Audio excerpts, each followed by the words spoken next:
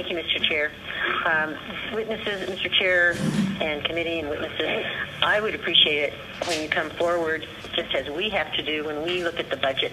You're saying things that are wrong in what you want from your perspective.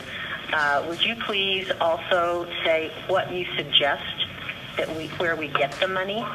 Not that just we cannot do it from each of your point of view, but what are some suggestions you would have? I would like to hear some of those as well. Maybe you can run for state office and then he'd be able to produce those. That's my request, please.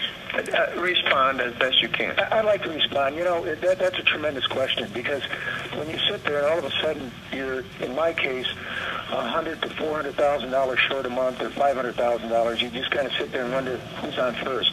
I can tell you, I went to every one of my vendors and I cut every one of them. I sliced everybody. I don't care if they sold me soap. I don't care what they sold me. They came in. There were 3 that wouldn't acquiesce in their ancient history, okay? The other thing we did is anytime anybody left, we went to the crew that was left, and we asked other people to cross-train. And we got people doing 2 and 3 different jobs right now in our business, okay? I shut my lights off at 11 o'clock at night. I'm a retailer. I make sure they don't go on till dusk, 8:30 or 9 o'clock. I used to run them all day, all night. They're not on anymore. And I can give you a whole list of things, and I can send them to you if you'd like. But they weren't easy things to do, but we did them. One of the other thing we did too, and these are horrible things, we had an all-hands meeting. We cut $80,000 a month out of our salaries, including me. We brought all the people in. Everybody took a cut. I tell them if things turn around, everybody gets their dough back.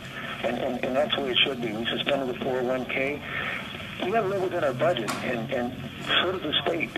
And you guys, I know you have situations that might be different than mine, because I am a private entity and you're a public entity, and I respect it. I respect what you do, Senator Keller. You're very well versed. I listened to you, and you knew your figures and everything. But, you know, I think we're called on to do extraordinary things right now. This is things, I'm not a young guy, and I've never seen anything like this in my entire life.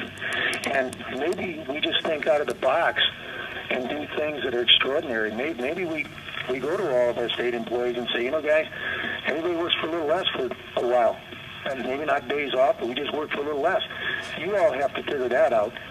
But things like that, I think, have to be put on the table that were sacred and never done before. We don't have a match in the 401k. I told them they'd get their money back.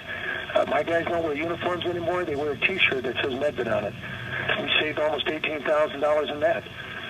Those are just goofy little things, and I know you've done a lot of things, but those are things that you don't want to do, but I think you have to do.